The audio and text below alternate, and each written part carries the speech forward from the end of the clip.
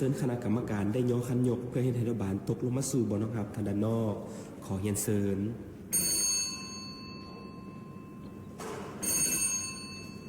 ขอขอบใจนักคณะกรรมการขอให้พนักงานออกเลขรางวัลได้จับเอาหน่วยบานและนำไปวางไว้บนห้องหับ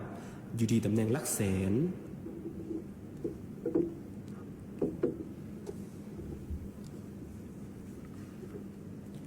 และในเวลานี้หน่วยบานทั้ง6หน่วยบานก็ได้ถูกนำไปวางไว้อยู่บนห้องหับตามตำแหน่งที่เสียงได้เป็นที่เรียบร้อย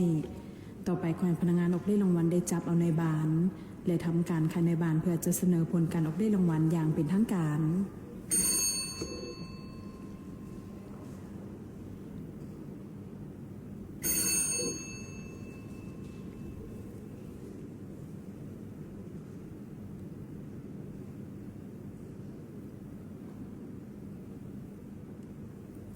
ในเวลานี้พร้อมแล้วที่จะประกาศผลการออกเลขรางวัลให้บรรดาทานได้รับทราบ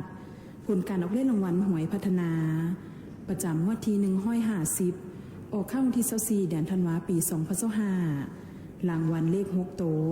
เลขที่ออกได้แก่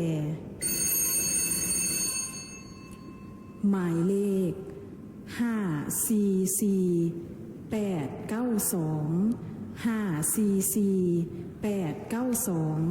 เลข5โตได้แก่หมายเลข